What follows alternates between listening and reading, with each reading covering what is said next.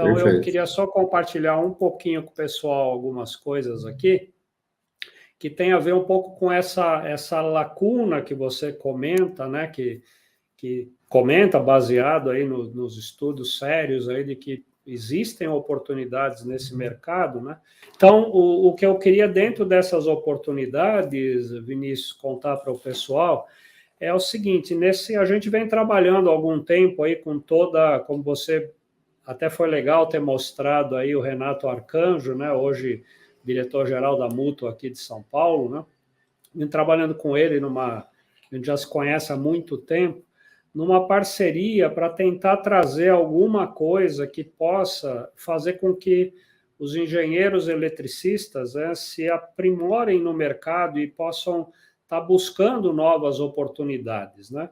Aí a gente acabou, no meio do caminho, criando, evidentemente, isso não é uma nomenclatura oficial, né? Não existe esse termo, mas a gente acabou criando aqui um termo para definir isso que a gente está trazendo aqui hoje, que seria tentar, a partir de hoje, né, criar uma espécie de um engenheiro de instalações elétricas. De novo, deixando claro, não existe essa figura, né, no conselho e tudo mais, não é esse o objetivo, mas é como maneira de endereçar o assunto, porque esse tema de instalações elétricas, ele ganhou tanta relevância com o passar do tempo e vai ter cada vez mais que a gente entende aqui, né?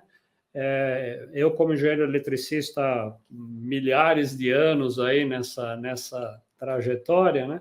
Que a gente precisaria olhar com um pouquinho mais de atenção, de carinho para esse nicho que não é tão pequeno assim, a gente já vai falar em seguida, nessa área de instalações elétricas. Então, a gente meio que queria fazer, com esse evento de hoje aqui, está meio que tentando fazer nascer um pouco esse espírito de um engenheiro de instalações elétricas.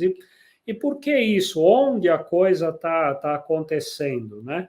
O que acontece? Eu peguei como exemplo aqui, para falar de instalação elétrica, eu peguei a normalização de instalação elétrica, é uma área que é muito afim a mim, aqui aos meus trabalhos. O que acontece? Agradeço ao colega, né, Paulo Barreto, aí, que está nos acompanhando aqui. Peguei essa linha do tempo lá de apresentações que ele faz, inclusive no curso que eu vou falar daqui a pouquinho. O que acontece? A primeira edição de uma norma técnica para mexer com instalações elétricas é de 1941. O mundo estava na Segunda Guerra Mundial, quando a gente teve a primeira edição da norma de instalações elétricas chamada NB3. NB3 por quê? Ela foi a terceira norma, rigorosamente falando, a ser produzida e editada na ABNT. A ABNT recém-fundada naquele ano, né? A NB1 era na área de civil, a NB2 foi metalurgia, a NB3 a de elétrica. Então, a primeira norma da área elétrica que se tem notícia, que é fato, é de 1941, a NB3, que era uma norma de 5 páginas, né? Aí ela foi revisada em 60, não aumentou muito mais do que isso. Em 80 surgiu a primeira NBR 5410, que é a norma referência na área de instalação, não é a única. Depois revisão em 90, 97, a última revisão em vigor dessa norma é de 2004. Olha que coisa interessante que aconteceu, que a norma de 2004 de instalações elétricas, ela chama 88 normas técnicas dentro do texto dela. Ou seja, de uma norma que 80 anos atrás tinha 5, 6 páginas e era a única norma na área elétrica que existia, tanto é que foi a primeira norma da área elétrica, a norma de instalações elétricas de 2004, para ser lida, chama 88 outras normas técnicas no seu texto. Então, evidentemente, há uma evolução que acompanhou o quê? A evolução tecnológica. E é aí onde a gente passa a perceber a importância desse nosso trabalho. Então, Na linha do tempo aqui de cima estão as coisas que a gente tinha lá nos anos 40, né? E na linha de baixo aqui as coisas que a gente tem agora nos anos 2020. Em 80 anos na nossa área, nem é preciso, né, parar muito tempo para ficar falando disso, a evolução foi absurda em termos de elétrons, fótons, bits e bytes e tudo que a gente puder imaginar. Então, essa evolução tecnológica absurda que aconteceu na nossa área elétrica leva a que a gente tenha instalações elétricas que precisam ser muito, muito, muito bem cuidadas, precisa ser dado muita atenção a isso, e daí aquela proposta, né, da gente estar aqui, de alguma forma, criando uma engenharia de instalações elétricas. Por quê? Eu preparei um rápido comparativo aqui para o pessoal, para eu comentar, né? O que acontece? Lá no passado, não tão muito distante ainda, estamos falando 20 anos atrás, que seja, um pouco mais, um pouco menos, as cargas eram puramente eletrotécnicas, vamos dizer assim, né? Lineares, eram resistências, indutâncias e capacitâncias, não tinha muito, muito, muito mais do que isso, né? Hoje as cargas são predominantemente eletrônicas e cada vez mais não lineares, né? Instalação elétrica de um passado não muito distante era completamente offline, a instalação não falava com ninguém, né? Hoje as instalações elétricas são online, são conectadas, né? A gente tem aí redes, Wi-Fi, internet das coisas, até os disjuntores mais simples do mercado aí, não exatamente os mais simples, mas disjuntores não tão complexos assim, já tem tecnologia embarcada ali para transmissão de sinais, né? Aí outra coisa interessante, no passado não muito remoto, quem estava preocupado com interferência eletromagnética nas instalações elétricas? Quase ninguém, né? Hoje em dia, ataque cibernético é o assunto. Se eu tenho rede, eu tenho que estar o tempo inteiro preocupado com os ataques cibernéticos, né? Cada vez mais frequentes, cada vez mais agressivos, né? Então, essa é uma preocupação muito, muito relevante na área de instalações elétricas, que eu não sei o quanto as pessoas estão se preocupando com isso, né? No passado, a gente falava de uma instalação elétrica preponderantemente em corrente alternada, né? A história lá, o Tesla ganhou a batalha com o Thomas Edison, ganhou a batalha, mas não está levando a guerra, né? Hoje, as instalações elétricas são corrente alternada e muito de corrente contínua, né? Sobretudo com a participação aí das renováveis, né? Hoje, até as casas mais simples já têm misturadas ali na sua instalação corrente alternada e corrente contínua, e o mundo tende a corrente contínua. Quanto nós, engenheiros eletricistas, estamos preparados para essa corrente contínua que já é presente e vai ser cada vez maior no futuro? Antigamente, você falar que uma instalação tinha geração própria era muito, assim, especial esse caso.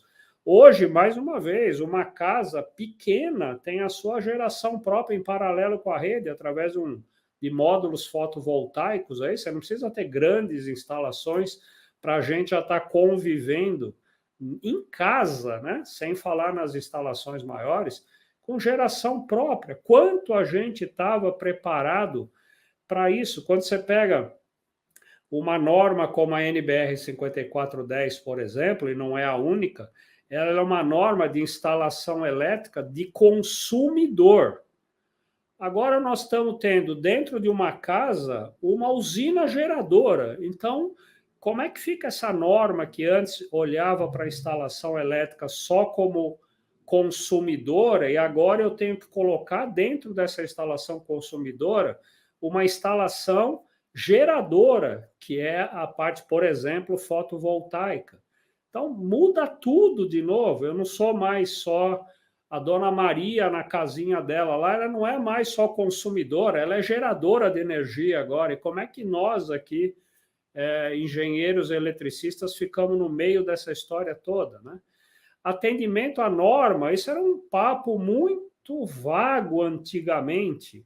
Hoje, atendimento à norma é obrigatório, né? Hoje, se você faz alguma coisa que não atende à norma, você está muito exposto a cair, por exemplo, em processos, em perícias, em intervenções da justiça. Então, o assunto normalização técnica, além da importância intrínseca dele, por ser o documento que determina como a gente faz as coisas, hoje ele tem um valor jurídico inimaginável, né? A própria área de perícia nas instalações elétricas cresce a cada dia, né?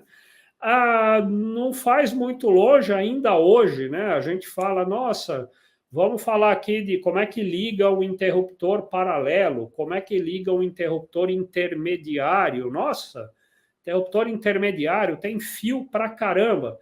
Cara, já era. Nós estamos falando hoje de controle de iluminação por comando de voz. Então, e a gente ainda está na escola aprendendo como é que faz esqueminha de interruptor paralelo e intermediário e preocupado que tem muito fio ligando ali. E hoje, de novo, a gente comanda a maioria das coisas por voz. Então, onde é que nós estamos nessa engenharia de instalações elétricas? 20, 30 anos atrás, podia cair quase que um raio em cima de uma carga elétrica, ela não dava a mínima importância. Hoje, se a gente tem uma pequena descarga atmosférica ou uma tensão induzida frequentando as redes, a gente já queima quase tudo. Então, mudou mais uma vez. Outra coisa que a gente tem que se preocupar com descargas atmosféricas e as suas interferências na instalação. Qualidade de energia e eficiência energética, isso era quase ficção científica tempos atrás. Hoje não se faz nada sem foco na qualidade de energia, sem foco na eficiência energética das instalações. Tem uma norma muito recente, eu tive até a oportunidade de coordenar a elaboração dessa norma lá num grupo de trabalho na BNT, sobre eficiência energética das instalações elétricas, né? Então, mudou tudo também.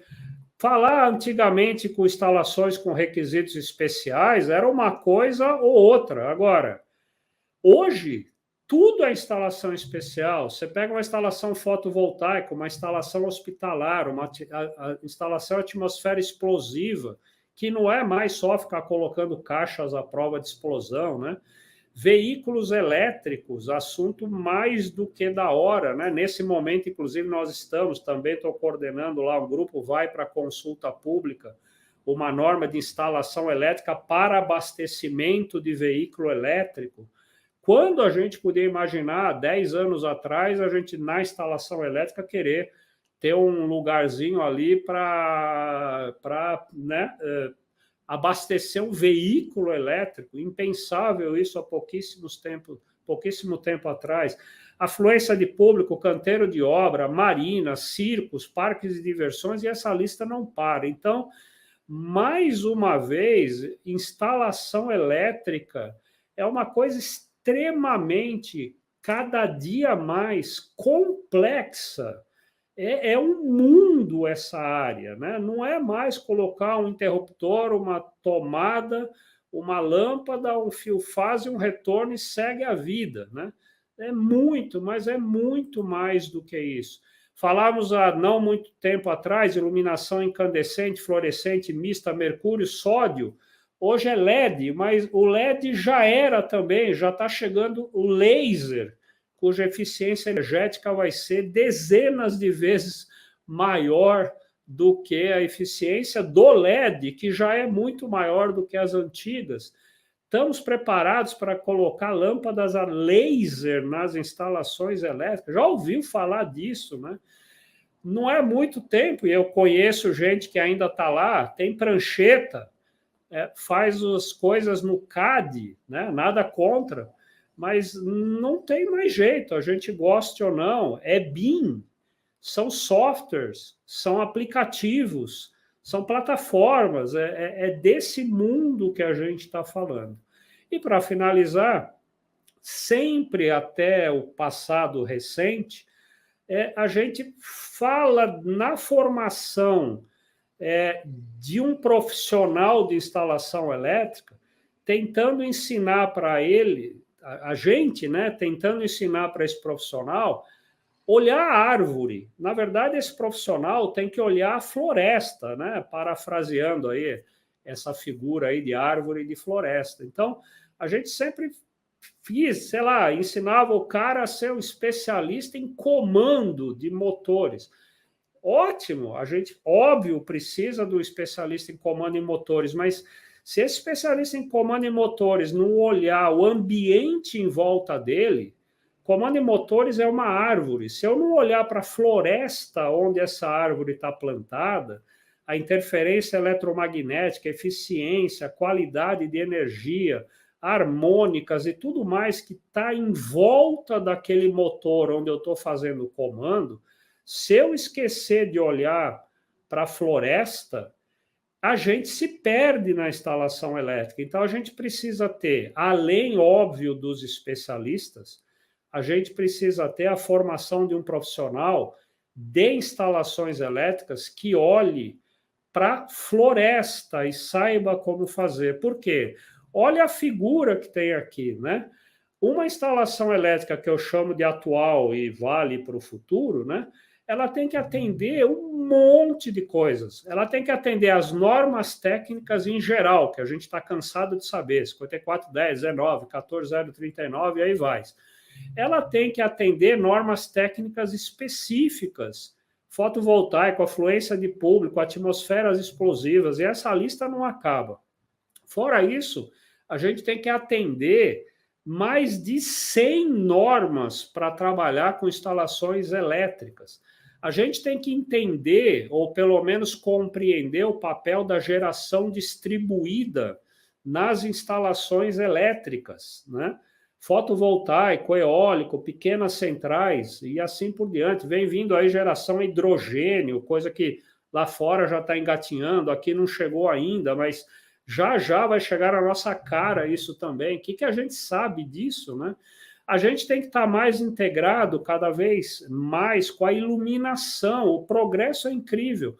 Na 5410 tem lá a previsão de carga, 60 volt-ampere para os primeiros X metros quadrados. Cara, 60 volt-ampere de iluminação a LED, o cara fica cego se eu colocar tudo aquilo. Então, a gente precisa ir atualizando esses conhecimentos. Quando vier laser, então, é nada que a gente vai precisar de iluminação. Por outro lado, na medida que essa iluminação vai ficando cada vez mais eletrônica, os problemas de interferência eletromagnética, os problemas de qualidade de energia vão ficando críticos, os problemas de sobretensão, de descargas atmosféricas vão ficando complexos. Então, a gente ganha por ter uma iluminação LED ou laser super legal, só que nós temos que resolver um monte de outros problemas ligados à compatibilidade eletromagnética, descargas atmosféricas, sobretensões, toda a parte de segurança cibernética e tudo mais, porque eu introduzi eletrônica. Então, a gente ganha num assunto e ganha de presente um monte de outros que até então a gente não precisava. Compatibilidade, eficiência energética, qualidade de energia. É um mundo essa tal de engenharia de instalações elétricas, que a gente tem que entender esse novo mundo e estar apto a trabalhar nele, né? E, com isso, prover um serviço que, no caso, é uma instalação adequada.